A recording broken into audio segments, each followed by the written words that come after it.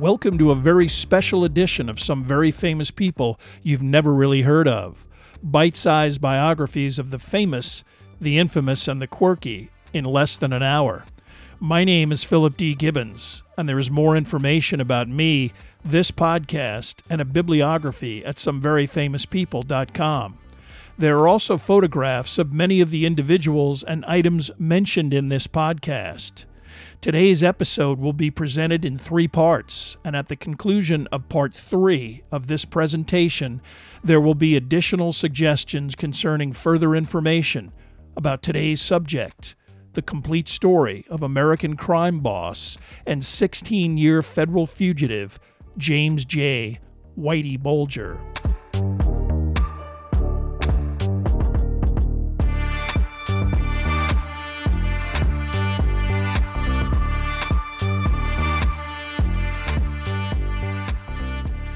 Now let's continue with our story about Whitey Bulger. After receiving more fake ID from Kevin Weeks, Whitey and Grieg took a train to California, arriving there sometime in the fall of 1996. Whitey knew Los Angeles and knew Santa Monica was one of the nicer but quieter neighborhoods in the city. They were incredibly lucky to quickly find an average-looking 2-bedroom apartment at the Princess Eugenia, a 3-story building with 27 units. Rent-controlled, even luckier, the apartment management did not require a lease, references, credit check, or formal identification. Whitey was already familiar with manufacturing a false identity. Before they even found the apartment, he had purchased a Social Security number from a homeless person on the street named Charlie Gasco. He and Grieg signed any rental documents with the name Charles and Carol Gasco.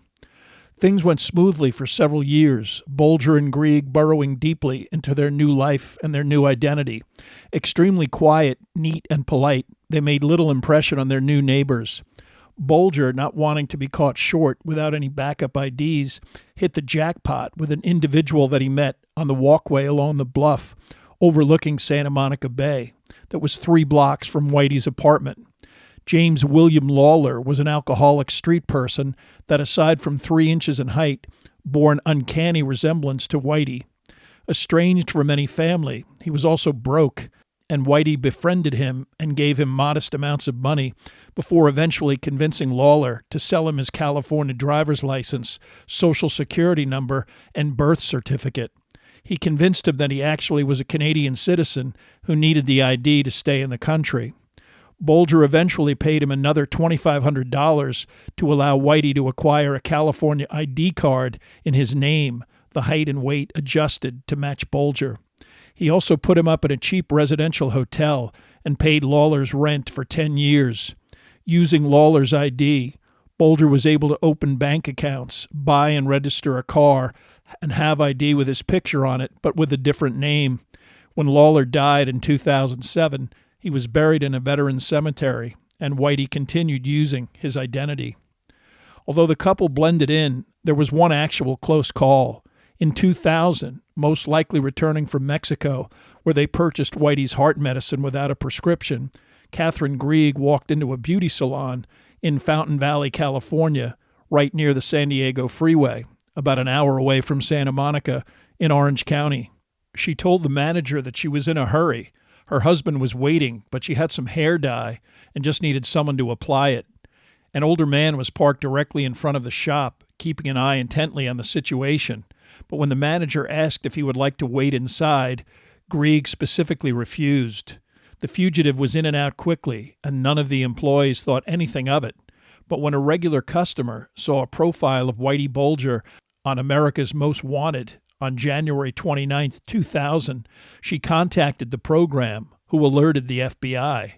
An LA-based FBI agent was sent to the beauty salon, and soon a press release, picked up by prominent local media, proclaimed that yes, Whitey Bulger and Catherine Grieg were positively identified as having been in Fountain Valley, California, and might still be in Southern California. Be on the lookout. Then Boston FBI issued their own press release stating that the woman in question only resembled Grieg and that there was, quote, no confirmed sighting of Bulger, unquote. Within weeks, a reporter for WBUR, the local Boston NPR outlet, David Borey, visited the vicinity of the nail salon and asked other merchants if anyone from the FBI had interviewed or even contacted them concerning Bulger and Grieg's alleged visit. The answer was no. Even more incredible, Borey determined that although the owner-manager was questioned by the lone LA agent, the customer who called in the tip was never contacted by anyone from the bureau.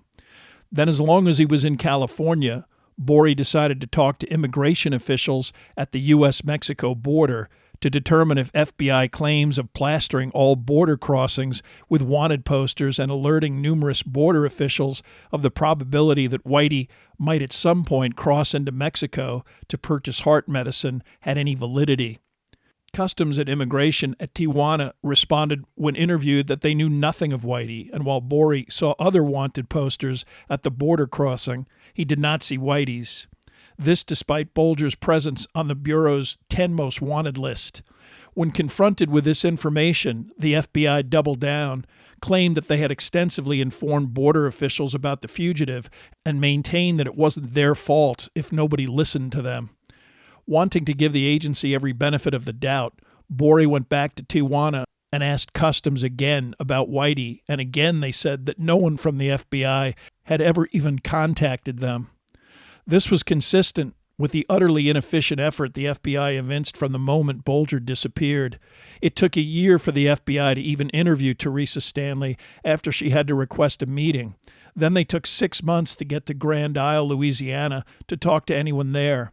After the revelations of the Bureau's relationship with Bulger and Flemmi became front-page news, much was made of the FBI forming a new task force to bring Whitey to justice.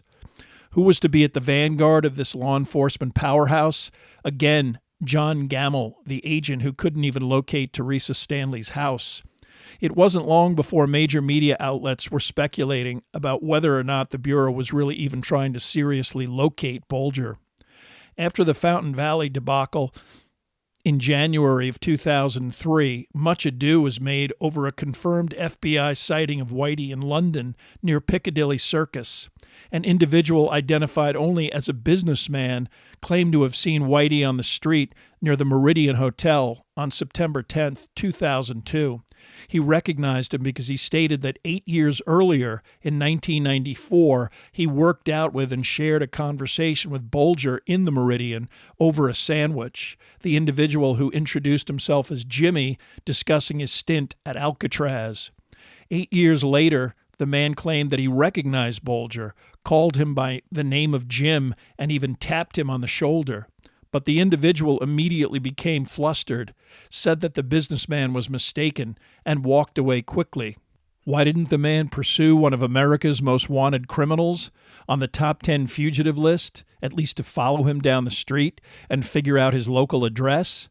Here's the explanation via a 2003 interview, which aired on NPR's All Things Considered with Boston Globe reporter Shelley Murphy, who apparently personally interviewed this individual who would not identify himself. Quote, "Well, what happens is he thinks it's a little odd, but he remembers that Bulger had told him that he had this little bit of a mysterious, criminal past, and he thinks, well, that's a little strange, but he's still convinced that this is who he thinks it is. He's watching a movie, the movie Hannibal, about a week or so later, and on the screen flashes that scene of the Italian police inspector searching the FBI website for the fugitive, fictional character Hannibal, and up pops James Whitey Bulger, and immediately it clicks with this man and says, whoa, that's the guy, and he goes to the FBI website himself and reads for himself that Bulger is indeed a fugitive.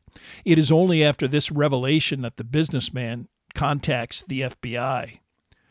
So a man who had a brief conversation with a stranger is walking down a crowded London street 8 years later, and not only is he able to even positively identify this individual, he immediately recalls his first name. Interestingly, Whitey Bulger does appear in the 2001 film Hannibal twice.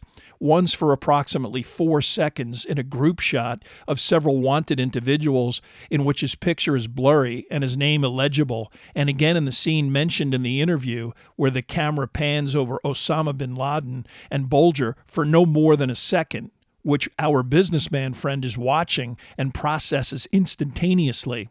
This is the first credible sighting in 3 years, said Gail Marcinkowitz, the FBI's spokeswoman in Boston. We know that he was in London in September. It is this account that is cited for the next decade by the FBI as the only verified sighting of Whitey, and is critical because it is the encounter that they use to justify their focus not on the U.S., but on Europe. Scotland Yard did pursue a search of deposit boxes in the area, which led them to an alternate location and the contents of a box rented in 1994 by Whitey, which contained $50,000, Whitey's Irish passport, and a key to another deposit box in Dublin. What received less attention was that the bank, Barclays, notified William Bulger, a contact listed by Whitey, that the initial branch would be closing, and the box's contents moved, hence the new location where it was discovered by Scotland Yard. Bill Bulger subsequently claimed that neither he or any member of his family knew about the box and had never been contacted by the bank. The inevitable FBI press release did take partial credit with Scotland Yard for finding the deposit boxes, despite not acting on this information for 6 years, having been told specifically by Teresa Stanley of Whitey's various trips through prominent European cities solely for the purpose of stashing cash and essential ID. For the next 8 years, the FBI continued to insist that Whitey was in Europe. In 2006, FBI agent Kevin Kline stated in an interview, "I think he's in Europe." Richard Tehan, who became the newest supervisor of the Bulger Task Force in 2008, kicked off his tenure with the comment, "We're going to continue our focus in Europe." Whether this perspective was born out of a deliberate intent to avoid finding Bulger or was the result of mere incompetence, the undeniable fact rendering this course of action and the entire London story as preposterous was that once he established himself in Santa Monica in late 1996, Whitey Bulger never left the country. After 9/11, he even ceased crossing the Mexican border to pick up medication, now considering even that process too risky of a proposition. Any rational, sincere examination of the Piccadilly Circus story would have resulted in an obvious conclusion. The story was utter nonsense, but for 9 years the FBI would hype it as a fact. Like gasoline thrown on a fire in February 2008, skepticism escalated after the FBI, in September 2007, breathlessly produced video and photos of an unidentified couple wandering around Taormina, Sicily, which the Bureau asserted in a press release, of course, might be Whitey Bulger and Catherine Grieg. Facial recognition technology used on the photographs was inconclusive. A cursory glance should have sufficed, as the woman in the material looked old enough to be Catherine Grieg's mother. But the FBI persisted in a dog and pony show, appearing on various media in the UK, Spain, and Germany, disseminating a photo worldwide for months, including it on the front page of the Bureau's website. This process came to a crashing halt when the photos were shown on the German equivalent of America's Most Wanted, and an aghast German couple came forward to acknowledge that they were the individuals on film. Later in 2008, an individual by the name of Keith Messina was visiting Santa Monica from Las Vegas. On June 28th, he was walking on the Santa Monica Pier when he saw an elderly man chatting up a couple, the younger male wearing a Boston Celtics t-shirt. He caught a part of their conversation, which seemed to be about Newbury Street. Messina returned home, did some internet research, and concluded that the elderly man he saw was Whitey Bulger. He subsequently called America's Most Wanted, who later confirmed that Messina had called and left such a tip about Whitey in Santa Monica. No one from the FBI ever called him or contacted him in any way. By 2010, despite their public assurances that they were diligently pursuing Whitey Bulger and had a team of 7 agents pursuing leads full-time, in truth, only one investigator was on the case. A few others were only pursuing it on top of other responsibilities. But according to later reported accounts, in mid-2010, there was a new U.S. attorney, new U.S. Marshal for the District of Massachusetts, and a new head of the Boston FBI office, which resulted in a renewed spirit of cooperation between all three entities to at least review the Bulger case with an eye towards a more vigorous approach. About the same time, in the spring of 2010, the Bureau announced that it would now focus on Grieg as opposed to Whitey, and to that end it placed ads in the Plastic Surgery News and the American Dental Association monthly newsletter with photos of Grieg from the early 90s. The ad mentioned that Grieg might be attempting to replace breast augmentations implanted in 1982, or have cosmetic dentistry done, as she was quite meticulous about her teeth. The campaign was received with a predictable derision from especially the Boston press. Placing ads in a plastic surgery trade journal was not exactly an all-hands-on-deck, frenzied international manhunt. But the ad fulfilled the FBI public relations need for some official answer to the question of what the agency was actually doing to find Whitey. This was evident in the annual Where's Whitey article that always appeared in the Boston Globe around the anniversary of Bulger's flight after the tip-off from Conley. In the January 4th, 2011 article, Richard, "We're going to continue our focus in Europe," Tehan, commented that the Bureau was aggressively pursuing the 50 to 100 leads that were generated from the avid readers of dental and plastic surgery newsletters. "We just think it's important not to give up and to keep pushing. Worldwide exposure is what will cause him to be apprehended." But nothing happened. It would take another sequence of events to answer the persistent question of where Whitey actually was. On May 1st, 2011, 24 Navy SEALs and Black Hawk helicopters crossed over the Pakistani border from Afghanistan.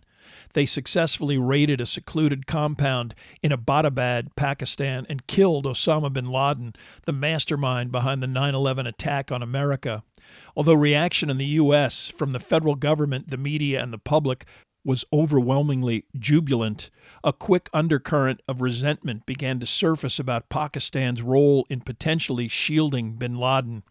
Abbottabad was the location of Pakistan's primary military academy and officer training school, a facility with 4,000 military personnel and a pronounced military footprint.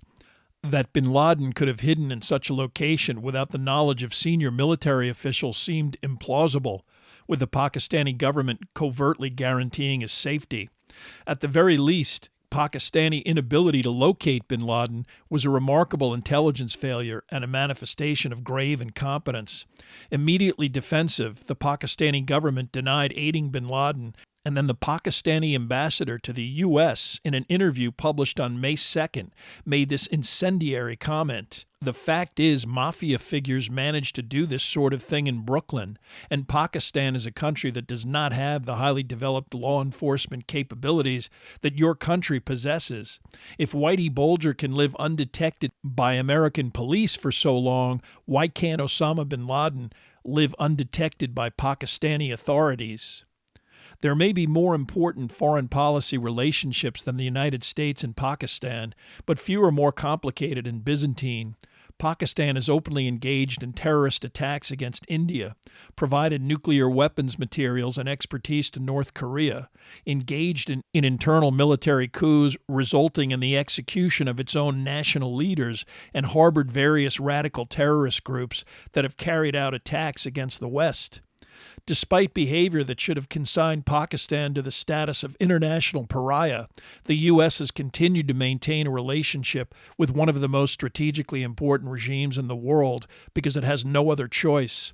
For Pakistan to be able to publicly minimize the bin Laden situation and even stigmatize the American government with a comment attempting to depict U.S. law enforcement and intelligence as just as ineffectual as a third world country, as well as allowing Pakistan to deflect any responsibility for bin Laden's presence, was unacceptable at the highest levels of the American executive branch.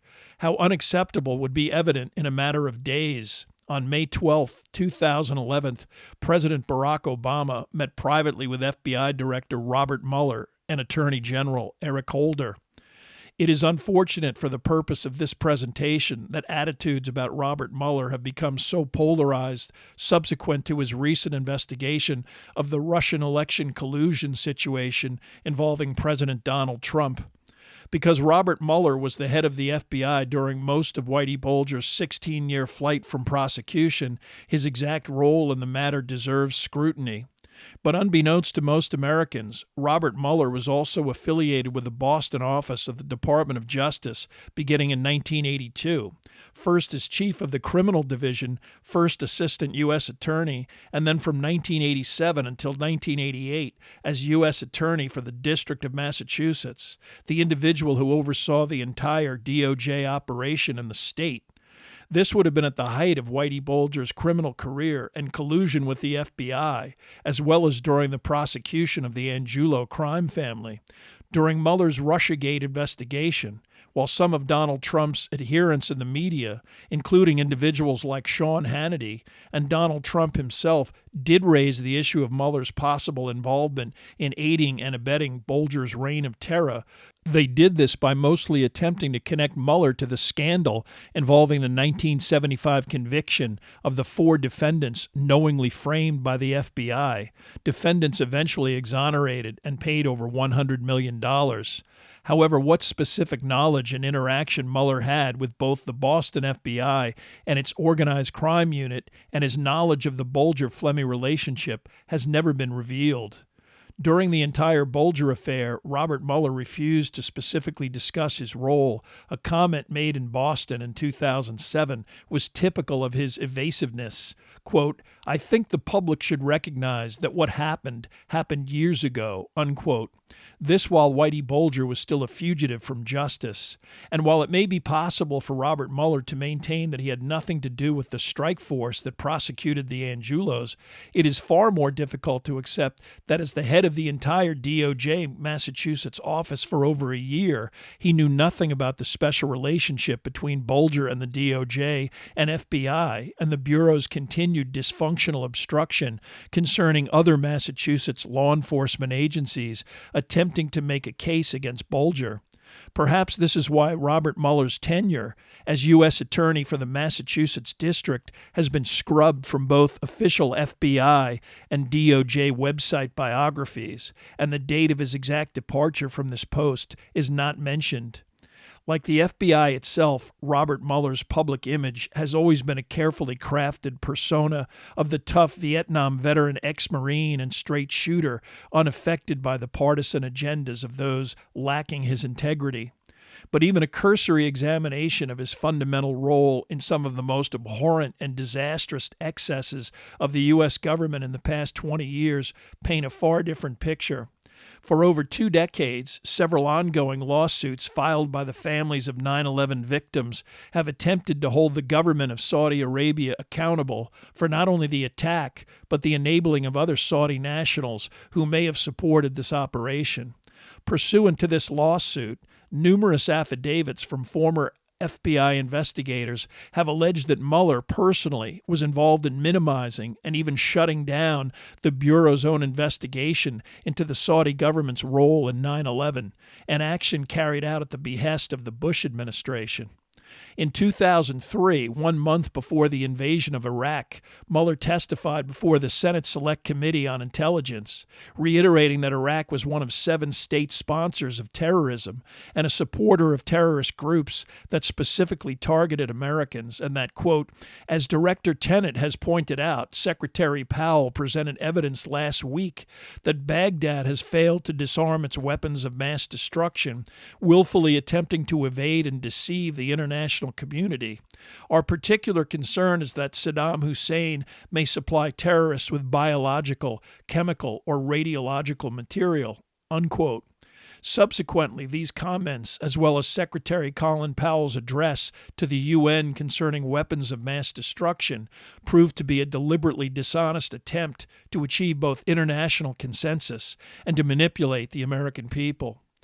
Mueller's callousness and even arrogance in refusing to take responsibility for injurious FBI investigations was evidenced in the ordeal of Stephen Hatfill, a biological weapons expert that the Bureau investigated over his potential involvement with anthrax mailed to Senators Tom Daschle and Patrick Leahy in 2001.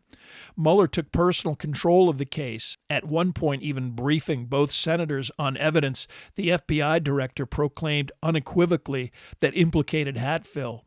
Hatfill, his name repeatedly leaked to the press and subjected to 24/7 surveillance, which included the FBI accidentally running over his foot, was eventually officially exonerated and awarded almost $5 million in a settlement with the Justice Department. Only weeks afterward, Mueller made the following statement, quote, "I am unapologetic. I do not apologize for any aspect of the investigation that was undertaken over the years, and I think it was erroneous to say there were mistakes." Presumably, Mueller also believes it was not a mistake to run over Hatfill's foot, although the lack of any Mueller involvement with the Whitey Bulger scandal and the 1975 framing of criminal defendants became the predominant media perspective during the Russiagate proceedings, subsequent events concerning the FBI in this issue were omitted. As far back as 1983, a Massachusetts parole board member named Michael Albano voted to release Peter Limone, one of the 4 convicted individuals framed by the FBI in 1975. Subsequently, Albano claimed that he was visited by 2 FBI agents who attempted to intimidate him by telling him that if he wished to remain in public life, he should not continue to support Limone's parole. The 2 FBI agents who made the threat, John Conley and John Morris. Albano also stated that he saw a letter signed by Robert Mueller opposing Limone's parole written in the mid-'80s, undermining claims that Mueller never had anything to do with the case. Subsequently, despite a previous 2011 Boston Globe article that contained information about Mueller's parole board correspondence, an April 13, 2018 Boston Globe article meticulously refuted allegations that Mueller had anything to do with the 1975 case, or any involvement with Bulger, even going so far as to print statements from the federal judge who presided over the subsequent civil case and Limone's attorney, stating that she had never seen any such letters. But the Globe left out a relevant postscript to this incident. In 1995, Michael Albano was elected mayor of Springfield, Massachusetts, the 3rd largest city in the state. In the late 90s, a federal investigation of widespread mafia criminal activity in western Massachusetts and Springfield precipitated numerous indictments and convictions of underworld figures. But in 2001, only months after Mueller became head of the FBI, the Bureau initiated an investigation of the Springfield municipal government, an inquiry involving $210,000 in city loans. While Albano was never charged, his chief of staff and another associate were convicted. Albano maintained that these prosecutions were both vindictive and an attempt to diminish any potential testimony he might offer in any matters involving his tenure at the parole board and FBI intimidation and conduct in the 80s. It would seem peculiar that only 2 months after 9/11, the FBI would be probing a municipality with only 150,000 people, involving only a few $100,000. It does not seem implausible that behind closed doors, on May 12, 2011, that Barack Obama might have had a pointed conversation with Robert Mueller concerning Whitey Bulger. What was formerly a regional FBI scandal, unknown to many Americans, was now threatening to become a major international issue, impeding any accounting for the presence of bin Laden in Pakistan and any potential ability for the U.S. government to leverage such an incident. Obama and Mueller emerged from their meeting with a surprising announcement. Mueller, scheduled for mandatory 10-year retirement in a matter of months, would hopefully be extended for another 2 years. That this extension would require congressional scrutiny and special legislation underlined this extraordinary turn of events. That this extension also might have coincided with the famously non-confrontational Barack Obama expressing his concern over the Pakistan matter, now an issue at the forefront of American foreign policy, and specifically suggesting that Bob and the Bureau, after 16 years, should get off their collective posteriors and lock up Bulger seems quite likely. Anyone doubting this scenario might like to explain why, in early May, the attitude toward Whitey Bulger took on a newfound specific urgency. How do we know this? because in early May, an FBI employee named Molly Halpern, who worked in media production and formerly lived and worked in Maine, reached out to a contact, Angela Helton, the head of a tiny video production company in Portland, Maine. She asked Angela if she would be interested in working with the FBI on a huge media campaign. Another very small Portland video production shop, Blackfly Media, headed by Charlie Berg, was also hired to help with the production of what turned out to be a 30-second commercial styled to appear to be a public service announcement. Once the two freelancers became aware that their video topic was Whitey Bulger, they were sworn to secrecy. They then spent 3 weeks, sometimes working 12 to 14-hour days with as many as 4 FBI agents to produce the 30-second spot. Already, this process begs several questions. Why the urgency? A case that had dragged on for 16 years with only skeletal staffing now suddenly has 4 full-time agents assigned to produce a video in 3 weeks after the FBI's last attempt at a media placement was a half-assed ad in some industry trade journal that sufficed for over 18 months. Why Portland, Maine? According to Halpern, they had the professional qualifications to do it. Being from New England, they are familiar with the case. Nobody from Boston was familiar with the case? Perhaps the FBI was attempting to make absolutely sure that word did not leak out about their urgent project, a much more difficult task if those involved were from a larger Boston operation. But that begged another question. Why the secrecy? Supposedly the FBI didn't know where Whitey was. So what if the whole world, including Whitey, found out about the new video?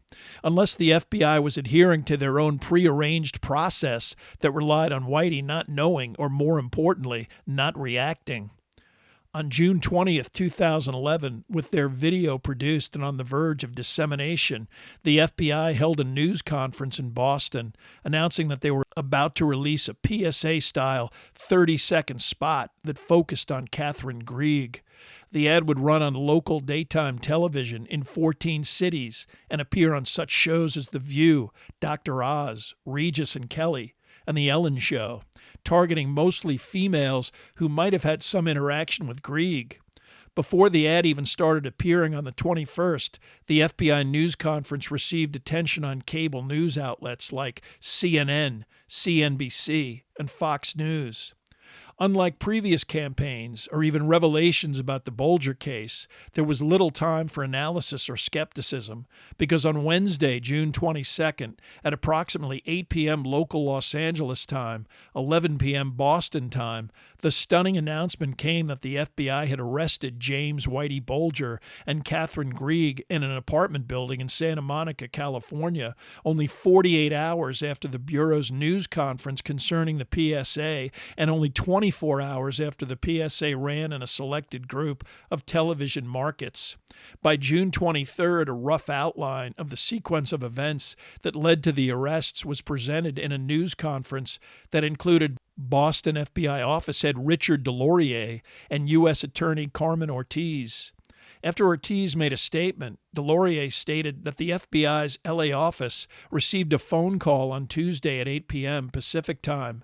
The caller provided names and an exact address. This tip was forwarded to the FBI in Boston. At 10:45 a.m. local time the next day, the LA FBI was asked to begin surveillance at the location. By 4 p.m., agents as well as LAPD were in place. At 5:45, Bulger was lured from the building and arrested. Grieg was arrested in the apartment moments later. The FBI then searched the apartment, a search that turned up numerous semi-automatic weapons and other guns, $822,198 in cash, and a few other odd possessions, including a 1986 Montreal Canadiens Stanley Cup ring. After cursory remarks by other law enforcement officials, media began shouting questions, and 2 in particular would only add to the general skepticism. When U.S. Attorney Ortiz was asked for booking photos, she curtly replied, quote, "We don't provide booking photos," unquote. To be fair, the release of booking photos was and has been a contentious federal issue revolving around a suspect's right to privacy and presumption of innocence. But the federal government has the discretion to release booking photos, and frequently does, if it is to their public relations advantage. Only a year earlier, New Jersey terrorist suspects Carlos Almonte and Mohammed Alessa's booking photos were widely disseminated. As recently as the alleged plot to kidnap Michigan Governor Gretchen Whitmer, all of the suspects arrested had their booking photos released. This was critical to the Bulger arrest because obviously immediate comparisons would be made to the PSA to see if there was anything close to a resemblance. Questions also started to focus on why the FBI had not run the PSA in the Los Angeles area, despite at least one credible and some possible sightings of Bulger in the vicinity. Carmen Ortiz responded with a rambling and not very convincing response that, well, once news organizations got a hold of the PSA, this became a national and international distribution. As always, with the reporters still shouting questions, the news conference concluded. If the FBI expected unmitigated praise for this apprehension, if anything, the news, timing, and the subsequent general account of how it had transpired brought a crescendo of derision from the public that only increased pressure on the FBI.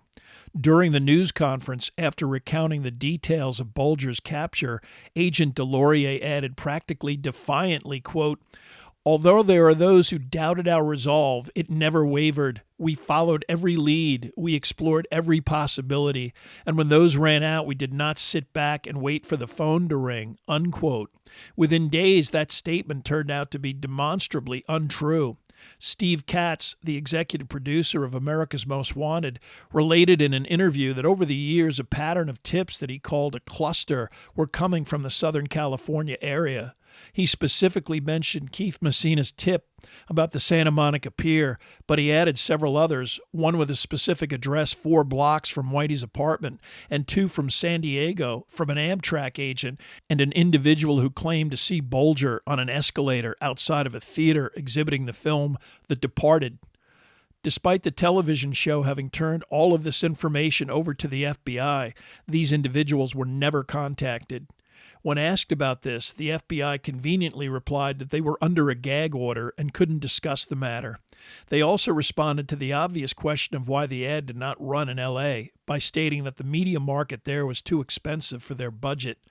But this sounded pretty weak, considering that millions had already been spent sending agents on extensive boondoggles all over the world, and then instead of L.A., cities like Milwaukee, Phoenix, and Albuquerque were chosen.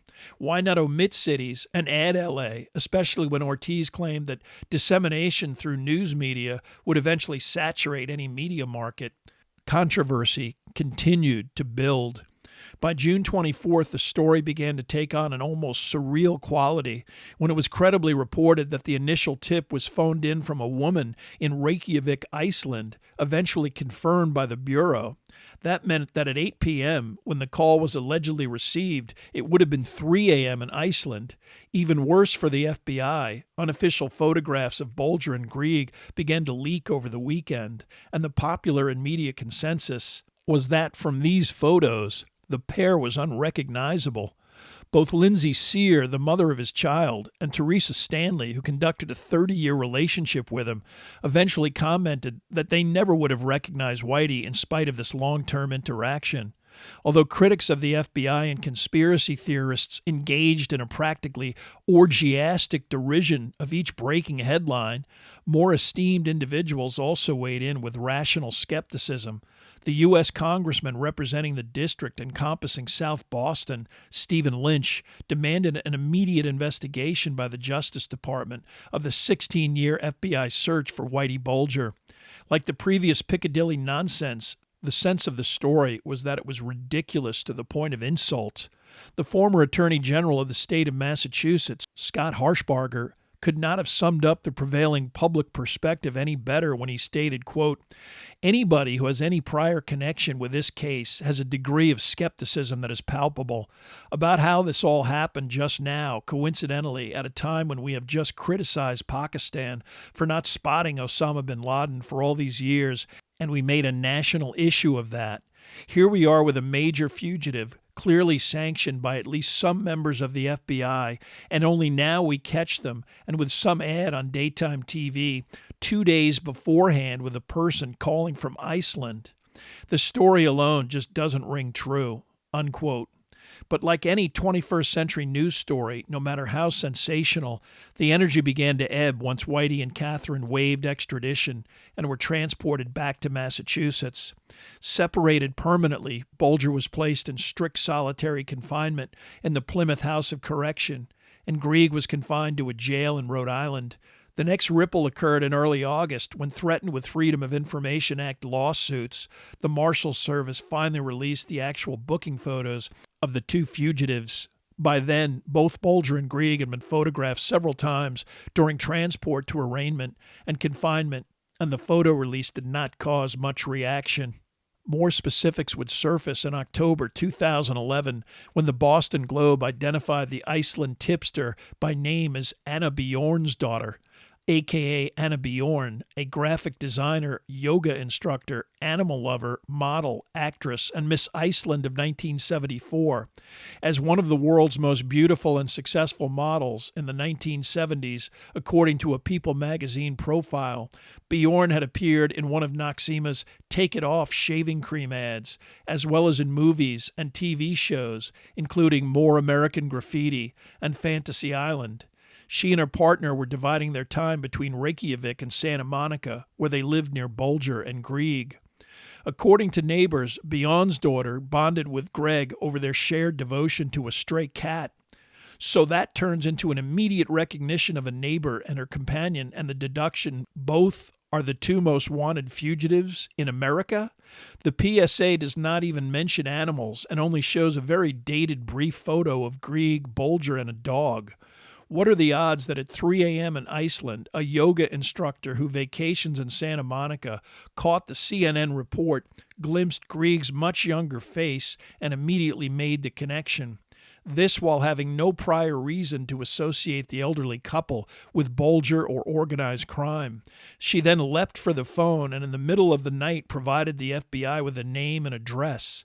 And then among the windfall of tips, the FBI and the U.S. Marshals Service, in a matter of hours, immediately picked this tip among all others to focus on, which based on their own timeline would have been necessary. Considering the speed and precision with which the Bureau handled interactions with, among others, Dylan Roof, who the FBI illegally allowed to purchase a handgun he used to kill 9 African Americans, tips about Nicholas Cruz, the Florida school shooter who killed 17 people, and Robert Hansen, an FBI agent who, for 20 years, evaded Bureau detection while spying for both the Soviet Union and Russia in a manner later described as, quote, the worst intelligence disaster in U.S. history, unquote. This would seem out of character. What are the odds, moreover, that among Grieg's many neighbors, especially retirees who saw her and Bulger on a regular basis, interacted with them, and were acutely familiar with the woman's passion for stray cats,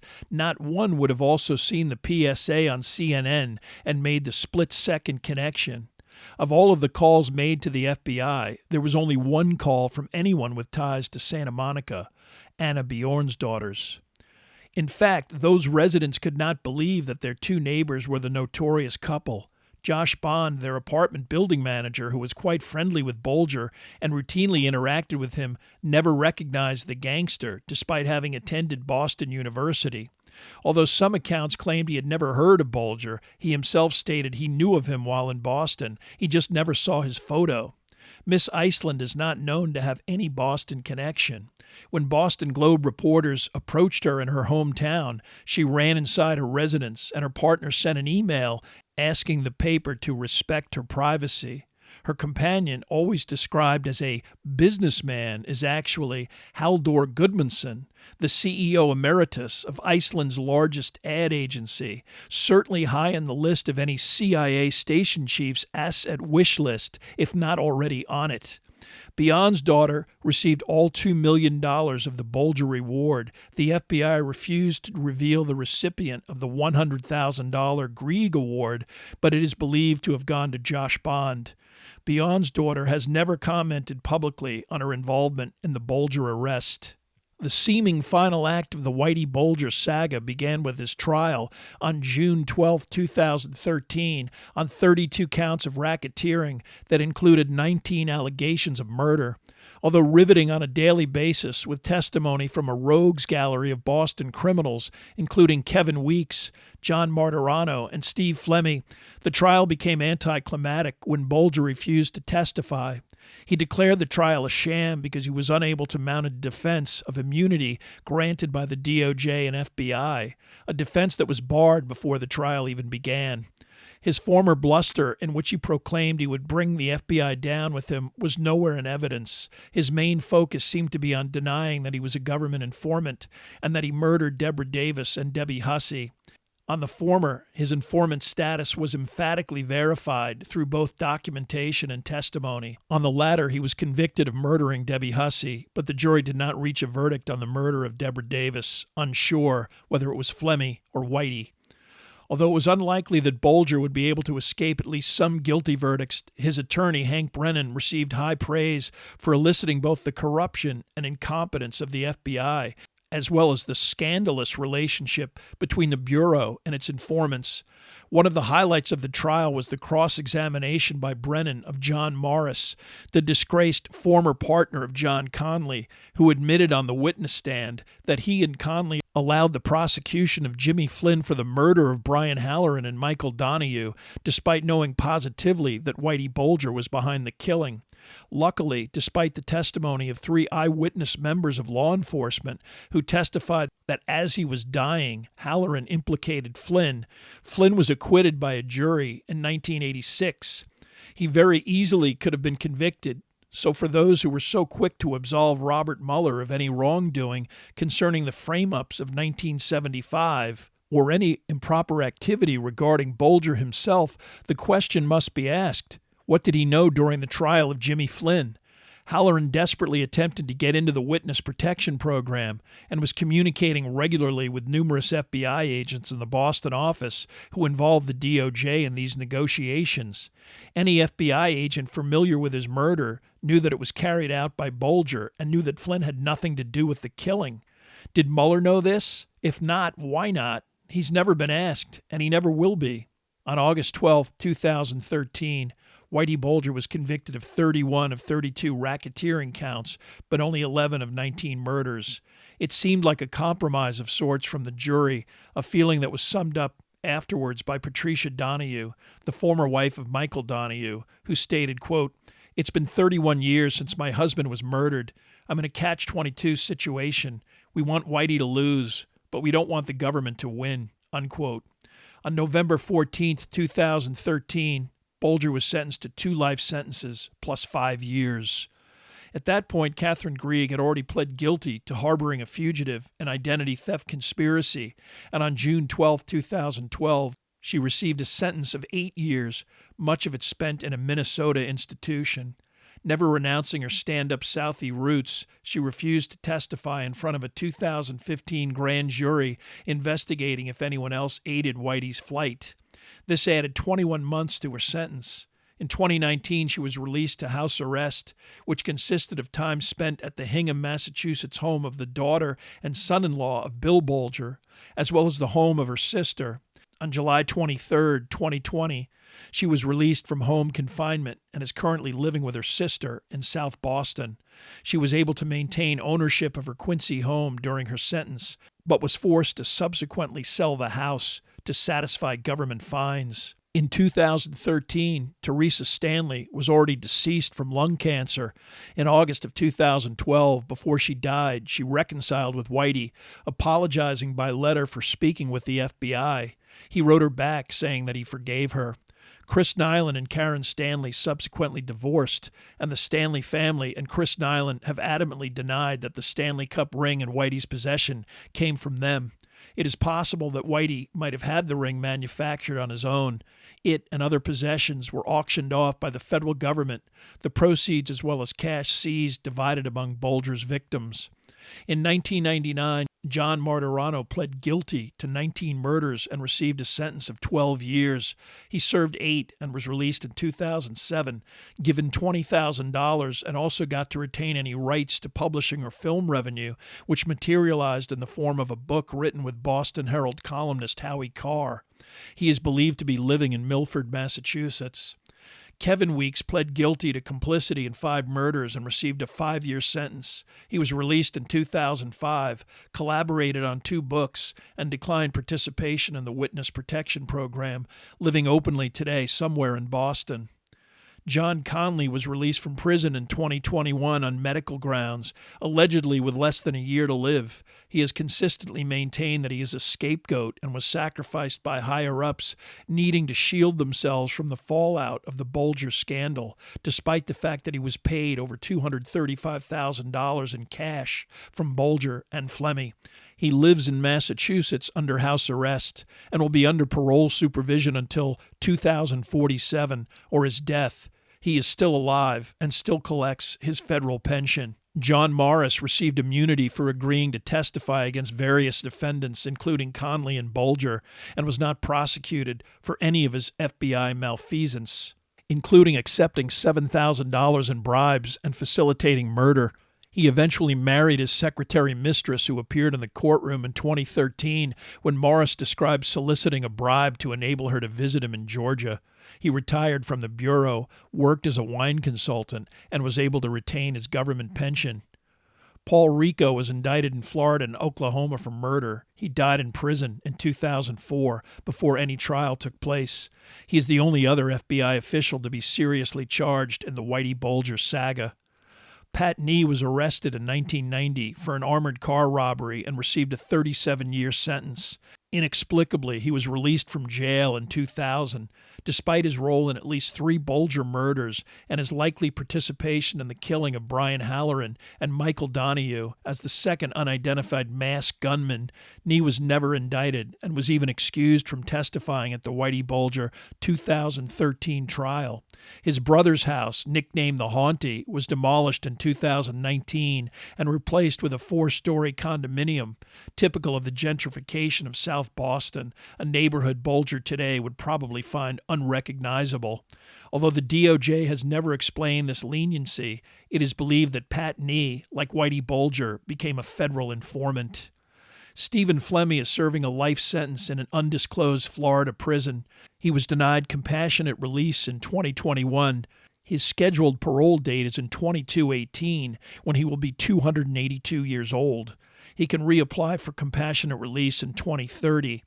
Despite his lengthy incarceration, he seems to have retained the bleakly sardonic sense of humor that was a trademark of the Bulger-Flemmi gang. During the Bulger trial, when a defense lawyer tried to infer that Flemmi was secretly tucked away in some club fed with food so good he actually got hot dogs and hamburgers on July 4th, Flemmi, despite the grim nature of his testimony, convulsed the courtroom with laughter when he shook his head and responded, quote, "If I fed that food to a dog, it would bite me," unquote. Upon conviction, James J. Whitey Bulger was first sent to a federal prison in Tucson, Arizona. Eventually, he was transferred to Coleman Federal Penitentiary in Sumterville, Florida. Presumably, in some modest amount of time, it was believed that the imminent news of his passing would arrive. But wait, there's more. On October 25, 2018, it was announced that Bulger had been moved to a transfer facility in Oklahoma City. There was no additional explanation of where he was destined, but now, confined to a wheelchair, it was presumed that he was headed to any number of penal hospitals, perhaps on his last legs. On the evening of October 29th, Bulger arrived at the U.S. Penitentiary in Hazleton, West Virginia, a high-security prison known as Misery Mountain, where 2 inmates were murdered in the previous 6 weeks. Unfortunately, it also housed at least 2 individuals who made it completely unsuitable for Bulger. One was Photius Freddy Gius, serving a life sentence for the murder of 2 underworld criminals. Although of Greek ethnicity, Gius was a hitman who operated in Springfield, Massachusetts, and was affiliated with the Mafia's Genovese crime family. In fact, he was arrested as part of the FBI's investigation of organized crime in the western Massachusetts area, an investigation that eventually involved the administration of Mayor Michael Albano. Paul DeCollegiero was also a northeastern Massachusetts organized crime figure, serving a lengthy sentence for murder. On the morning of October 30th, only minutes after Whitey Bulger's prison cell door was unlocked at 6 a.m., closed-circuit cameras showed Gius and DeCollegiero entering Bulger's cell. They left 7 minutes later. Whitey Bulger was discovered dead at approximately 8:20 a.m., beaten with a sock-wrapped padlock and stabbed with a prison-manufactured shiv. His tongue and eyes also lacerated. His body returned to his bed to impede discovery. The Bulger family was not aware of his transfer to West Virginia, and Jackie Bulger found out about his brother's death from the media. However, it seems that many inmates knew of Whitey's impending transfer.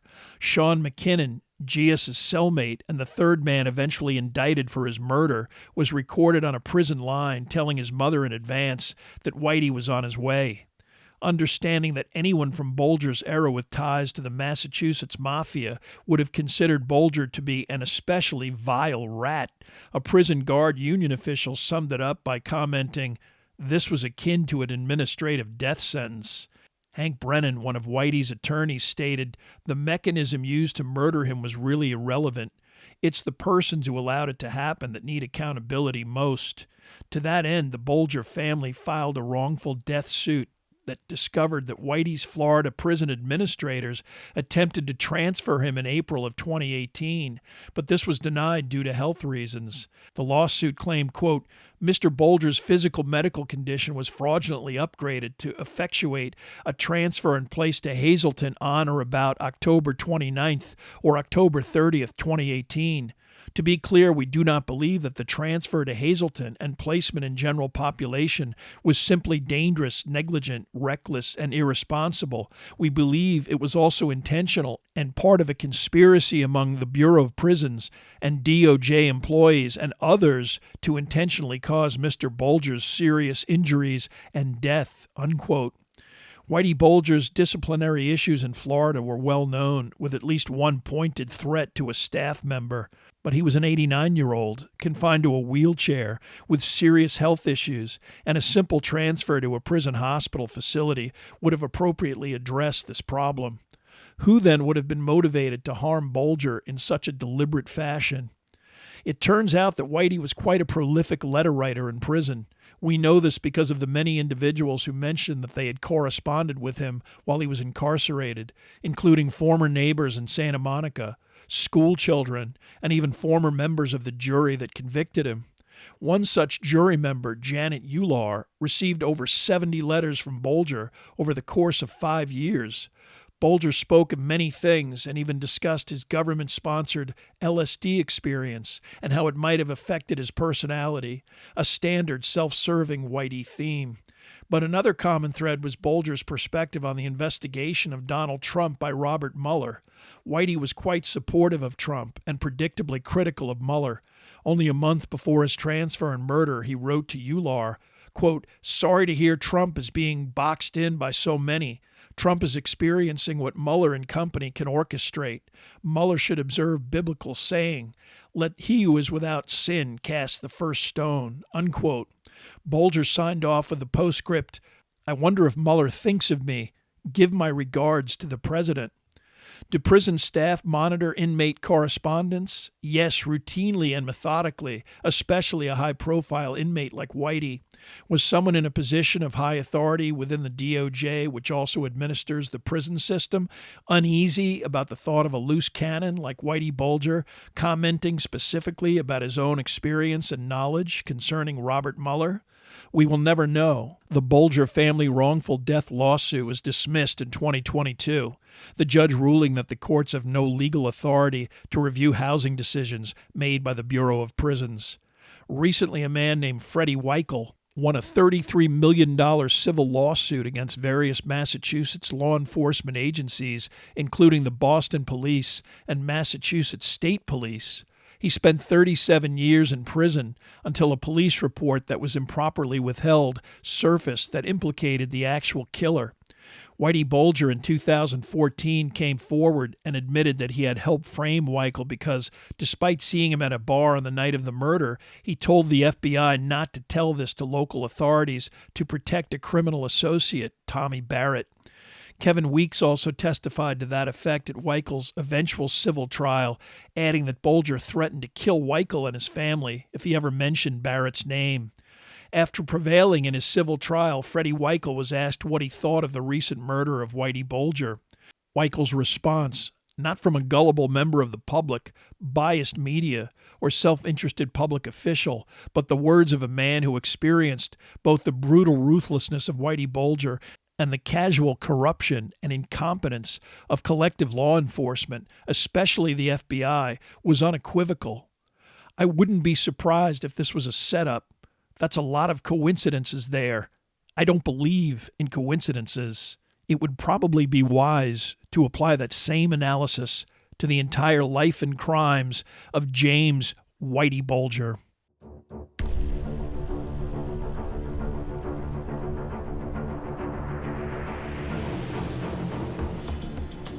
Thank you for listening to part 3 of this podcast about Whitey Bulger. Much of the information for this podcast came from the books Black Mass by Dick Lear and Gerard O'Connell, Whitey, The Life of America's Most Notorious Crime Boss by Dick Lear and Gerard O'Connell, Whitey Bulger, America's Most Wanted Gangster by Kevin Cullen and Shelley Murphy, Most Wanted, Pursuing Whitey Bulger by Thomas J. Foley, Whitey on Trial by Margaret McLean and John Lieberman. A small portion of this material previously appeared in the December 7th, 2017 edition of the Washington Babylon in the article entitled Whitey Bulger and the FBI. What did Robert Mueller know and when did he know it? By Philip D. Gibbons. Numerous articles from the Boston Herald and Boston Globe were consulted, as well as the audio archives of radio station WBUR-FM Boston. And thanks to James Dirt Donovan, Somerville, Mass., special consultant on Howie Winter and the Winter Hill Mob. There are also additional photographs, bibliographical and musical information at someveryfamouspeople.com. If you have enjoyed this presentation, please like us at our Facebook page, Some Very Famous People, and follow us on Twitter at Philip D. Gibbons. Subscribe to my YouTube page at Noblesse Oblige, and also rate us on iTunes. If you have the time, leave a brief review. A link is provided at the website.